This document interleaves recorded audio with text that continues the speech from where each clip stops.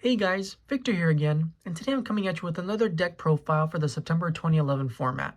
Today's focus will be the very popular rogue deck of Gravekeepers, which is more than capable of competing against the top tier decks and even taking wins off them.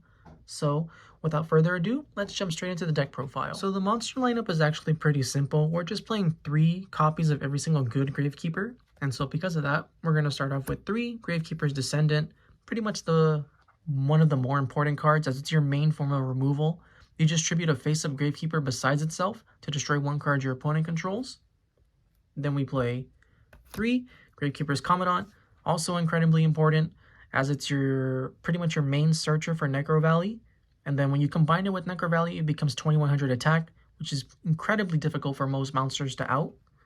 Then next, we're going to play 3 Gravekeeper Spy, really important for this deck, as it's what enables you to special summon from the deck, so you can get your Descendants, your Recruiters, your Commandants, whatever.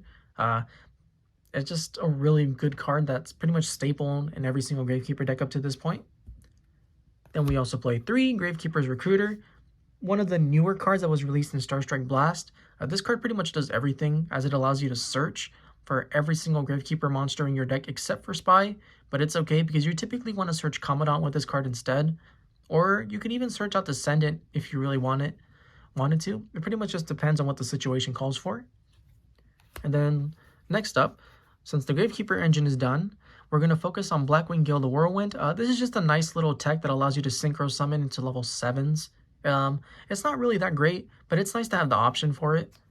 And then lastly, we have 2 Malefic Stardust Dragons. It's really important to try and get this out as soon as possible, because this card has an effect that prevents your opponent from destroying field spells. And that's really, really good in this deck because you want to be able to protect your Necrovalley as much as possible. And then just being able to special summon out a free 2500 beat stick while Necrovalley is on the board is pretty good, honestly. A lot of decks have a lot of trouble dealing with this. And with that, we can finish up the monster lineup and head straight into the spell card portion. So much like the monster portion of the deck, the spell lineup is honestly pretty generic. And so because of that, we're going to start off with 3 Pot of Dualities. This is one of the few decks that actually can fully take advantage of it, since you don't really care about the special summoning restriction. And then the 3 reveal to add 1 is really important, since it helps you turbo out cards such as Gravekeeper Spy or Commandant a lot faster. It's just a really good card that you should be playing. And then we have the triple Necrovalley. It's easily the heart and soul of the deck. You want to get access to this as soon as possible. It's just fantastic card. And then it's great because it pretty much turns every single one of your Gravekeepers into a beat stick, which is fairly difficult for most decks to answer in this type of format. And then its second effect of turning off your opponent's graveyard is really good because this is a format where the graveyard pretty much acts as like a second hand, and just being able to turn that off and not really having to worry about it is huge. And then next, we're going to be playing 2 Royal Tribute.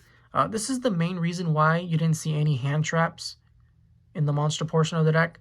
I'd rather focus on Royal Tribute, as being able to resolve this pretty much ensures that you win the game, just from the pure knowledge that you get from your opponent's hand and being able to discard every single monster in it is just huge.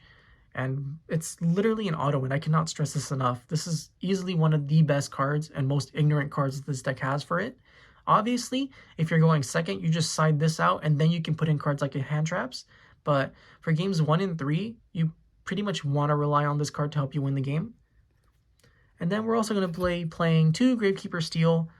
Just a good card since it helps you get back your Gravekeepers from your graveyard, even if Necrovalley is on the field. And then next, we're going to be playing 1-ofs, which are the 1-of Dark Hole, the 1-of Allure of Darkness. Since this is a pretty dark heavy deck, Allure is really good since it's pretty much never going to be dead. And even then, it's just a really good card to draw too. But just keep in mind, there will not be any Wonder Wands in this deck. I'd prefer just running it as generic like this. I don't really like having to use Wonder Wand to send to draw 2. I prefer just not wasting my resources that way. And then we're also going to be playing 1 Heavy Storm. This card, honestly, catches a lot of people off guard because this is pretty much like a more traditionally trap-heavy deck, so most people won't really expect Heavy Storm, especially since you want to protect your field spell as much as possible. However, since we play Malefic Stardust Dragon, our field spell is pretty much going to be safe no matter what. And so this card can easily just turn the game around in your favor instantly while protecting your own field spell. I just really like it. I think it's like a fun tech, honestly, that a lot of people don't really like in this type of deck.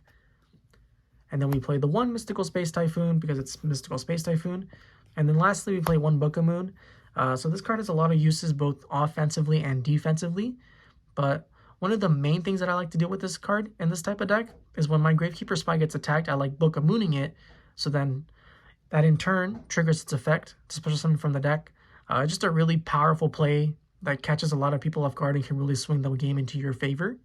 And so with the spells out of the way, we can now focus on the trap portion of the deck. So when it comes to the traps, we're going to start off with 2 Fiendish Chains.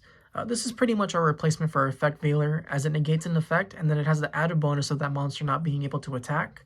There's no reason not to play it in this type of deck. The only thing is, if you're going second, this is an easy side out so that you can play Effect Veilers. But if you're going first, this should be the main priority to have in your deck. And then, after that, we're going to be playing the Solemn Brigade. So we're playing 2 Solemn Warnings and 1 Solemn Judgment. If you could afford it at the time, there was no reason not to play this. It's just really, really good generic counter traps to help prevent your opponent from actually playing the game.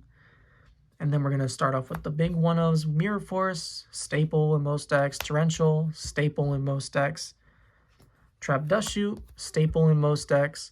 And then this has the added bonus of, much like Royal Tribute, if you resolve this, the chances of you winning the game are pretty high, honestly.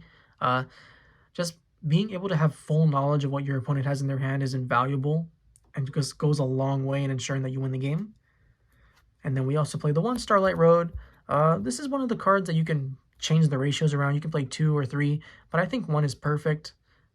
Just pretty much just a generic card that says you can't destroy all my cards. And then if you're able to resolve this and summon out the Stardust Dragon, for example, you're already in like a really good position and your opponent's going to have trouble beating you. And then lastly, for the traps, we're going to be playing 1 Rite of Spirit. Just a really decent card, honestly. Sometimes it's not even needed, but it's just a free reborn for any Gravekeeper, even if you have Necrovalley up. Yeah, I like it, but it's an easy side out, and then you can easily just replace it with something else if you really want to. And with that, we have the trap lineup finished, so we can now finally move into the extra deck portion. So the extra deck for this deck is honestly a little weird because a large portion of it is pretty much unsummonable until games 2 and 3, or whichever one you'd be going second in when you side in the Effect Veilers, as they act as another tuner. But for the most part, it's still really good for what it does. And so because of that, we're going to be playing 2 Steel Swarm Roach. Pretty much acts as like a Thunder King, as it's able to negate any level 5 or higher special summons. And then it's really easy to summon with your Gravekeeper Spy. So say, for example, you don't have Necrovalley out, and you know you're playing as a Synchro deck, you just go Spy for Spy, Overlay for Roach, and then back by all your back row and stuff, and it's just a really good card. And then we're also going to be playing 2 number 39 Utopias in case you don't want to make the Roaches. It doesn't really matter, honestly. It's just a really good generic rank 4 at this time, as our options are pretty limited. But being able to have 2500 attack and negate an attack is pretty important in some situations.